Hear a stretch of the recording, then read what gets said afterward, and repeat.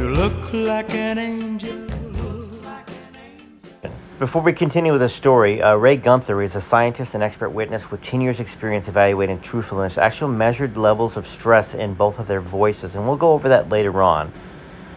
So, Curry was not kicked out or accused of RAPE, taking advantage of Priscilla, like Priscilla claimed later on in life, but he was still part of the inner circle at this point in time. So, you got to wonder why that story was created. And right here, what the book goes into, obviously, is that it was created because Elvis wanted a Birgin. He was from the South, and he was, in his mind, thinking that was what was going to be the perfect wife for him and the perfect mother for his children, right or wrong. That's what he wanted on his wedding night. He wanted a pure, puritanical girl. And if he ever found out that she was not, she claimed herself that Elvis said he would know, and that he wanted to take her to a doctor and have her checked and all that other stuff. Of course, we all know how that sounds, but at the same time, the reasoning behind taking her to a doctor, according to some people close to Elvis as well, was to make sure she could have children. So those were all things that were important to Elvis. He wanted to have children. He wanted to have a mother that was going to be at home to raise the children and make sure that, while he was on the road, that they would have a mother. He wasn't looking for a career-driven woman, or he would have ended up marrying Anne Margaret. Sounds kind of controlling. I get back in those days. There was puritanical thinking and all that other stuff. It is the 2000s right now. There was definitely a different moral standards in the 50s. Also double standards. Right or wrong, that's just how it was. So Elvis goes back to America. Priscilla stays in Germany. And Priscilla, to her own admission, says that Elvis didn't really reach out to her for 3 or 4 weeks. So that doesn't sound like a guy that is so into somebody that it's a soulmate. I know what it's like to feel love. I know what it's like to feel obsession. He didn't contact her. And of course, that interview, was there anybody special? And he goes, no, nobody special, no special girl. If you're really somebody's soulmate, you're calling him every day. And according to all of Elvis's friends, he definitely was infatuated with her while he was there. But when he went back to the States, he went back to Anita, and he went back to all the starlets, and he had his affairs. And according to this book, Priscilla did not remain innocent. She, if she was innocent before Elvis, let's go back a little bit here. So prior to meeting Elvis, Curry Grant, while he was making out, according to Curry, having intercourse with Priscilla Presley, he would train her on what Elvis would like and would not like. So she knew everything before meeting Elvis Presley, according to Curry, that would make Elvis Presley interested in her and not turned off by her. So that's manipulative right there. And she even states that she had to be manipulative with her emotions and all that stuff when she was young. So Elvis went back to the States. She was in high school. She was boy crazy before Elvis. Now, what girls are not boy crazy? There's plenty of girls. This is not one of those things where I'm pointing a finger at Priscilla and saying she's an evil person. What I'm saying is that all of the friends that knew her, claim that she was very boy crazy and she was into the Wild Boys, and that she would go hang out with the bad boys and go in cars alone with them and go driving at 12 and 13 years old. Disappear. Guys that drank, smoke, all that stuff back in those days. So that was what she was into before she met Elvis. According to all of Elvis's friends, she came off as innocent, quiet, demure. Everything that Elvis would look for in a girl. And that was because Curry taught her that. Now let's get back into the interview between Curry and Priscilla in 1996. Also, while we're reading this, remember that I mentioned that stress analyzer test about truthfulness where Curry passed everything and Priscilla failed. And Curry fought over this point in their face-to-face encounter at her home, the author's, on May 14th, 1996. Curry said, "You and I started going into the hills once a week together." Priscilla said, "Oh, come on, Curry, please." Curry said, "No, I'm telling you, that's the way it was." Priscilla, "Curry, you know that's not true." Curry said, "She's a great actress, isn't she?" Priscilla said, "You cannot look me in the eye and say we went somewhere in the hills." Curry said, "I'm looking at you right in the face. We went somewhere. We went somewhere, honey. We made love somewhere in the hills." "Oh my God, excuse me. Do you think for 1 minute I would make love to you?" Priscilla said.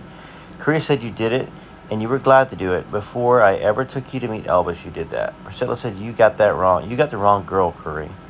Curry said, "No, I've got the right girl. I'm talking about this little girl sitting right here, right here." Priscilla said, "Don't give me this. You know darn well we never went up to the hills. You never made love to me ever." Priscilla then said, "And now I'm sitting here and it's your word against mine." Curry said, "The last one was the main one. That's the reason I took you to meet Elvis, because we did make love." Priscilla said, "Oh my God, oh my God." Curry said, "Think about it, Priscilla." And Priscilla said, "I don't have to think about it." Curry said, "Think about what you're going to say to answer that one." Priscilla said, "I don't have to think about it. It never happened." Curry said, "It happened, honey." So there's a large part of contention there. Now, by Priscilla's own account to Mike Stone, she and Curry did sneak into the hills and engage in some sort of kind of sexual activity, which led to an introduction to Elvis. The aspect that did not make any sense to Mike was that Priscilla depicted herself as unwilling. "I'm a man and she's a woman," Mike said. "I know her. I know me. I know the situation. I sensed just circumstances that it was something wasn't, and there was denial." Mike also thought that Priscilla did have intercourse with Curry. "I always believed it and she always denied it. But the story that she led out to me just doesn't add up. It doesn't add up." The award-winning writer goes on to state, "There were questionable aspects to Priscilla's description of the second rape attempt itself. During her face-up with Curry in May of '96, she claimed that he had invited her to see a movie with his wife and him a few weeks after he attacked her by the side of the Autobahn on the way home from Elvis's. I asked my parents and my father said, fine. I went down and Carol wasn't in the car. I said, where is Carol? He said, she isn't feeling well. According to Priscilla, she and Curry drove off, and he took me by the river, the Rhine River, and he tried again.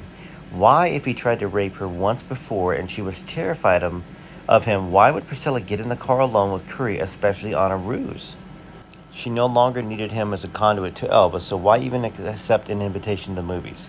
He said that Carol wasn't feeling well, so I went with him. I trusted this man, Priscilla had explained. No, it didn't happen. Priscilla Curry argued in their head-to-head encounter in '96.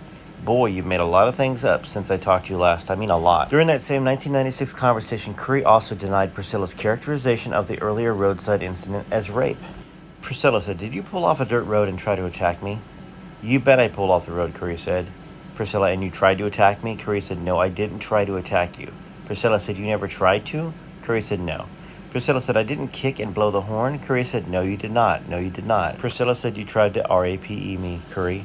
Curry said, oh, you're a liar. You're a liar, Priscilla, and that's an outright lie. Priscilla said, you didn't try to kiss me? Curry said, yeah, I tried to kiss you, yes, absolutely, but I didn't try. I did kiss you. Priscilla said, and I did not push away? Curry said, no, you didn't push me away. You just weren't into it because you just left Elvis Presley's bedroom and you were not into having anything to do with me at all, which was fine. We took off within 15 minutes heading for Wiesbaden. Priscilla said, excuse me, Curry, what do you think I just got finished saying? We drove out to a dirt road. You tried to kiss me.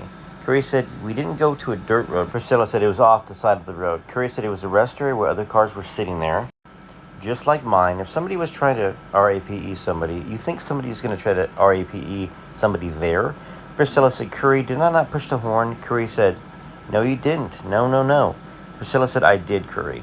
Curry said, you were as cold as ice. And I said, let's go. I took you straight home because you just came down from Elvis's bedroom. Why would you want to have anything to do with me now? Priscilla said, exactly. Why would I want to have anything to do with you? You've now been with Elvis, Curry said. You've accomplished what you've tried to do with me. Priscilla said, and what did I try to do with you? Well, get me to take you to Elvis, which I did, Curry said. So now you don't need anything to do with Curry Grant at all. Well, that's fine. Curry said, I didn't object. I took you straight home the night you're talking about. Priscilla said, yes, you did. Curry said, yes, I sure did. Straight home. Now, because she knew this book was coming out, Priscilla Presley subsequently sued Curry Grant for defamation, claiming that his account that they had intercourse was false. Grant filed a cross-complaint against Presley for slander based upon her statement that Grant had tried to rape her. The lawsuit ended on August 19th of '98 when Priscilla and Grant entered into an agreement that resulted in the court entering a stipulated judgment for defamation against Grant. Presley and Grant agreed to keep the other terms of the agreement to end the lawsuit confidential. The author goes on to say that an award was actually granted to Priscilla that she never made Curry pay. And in addition to that, Priscilla actually gave Curry money, which to me sounds like she was buying his silence to further silence this story. So anyway, stay tuned for part 4 tomorrow. And go watch part 1 and 2 if you've missed those. Just as important, hit the share link, copy it, and copy it onto your Facebook and share it with your friends, family, and other Elvis groups.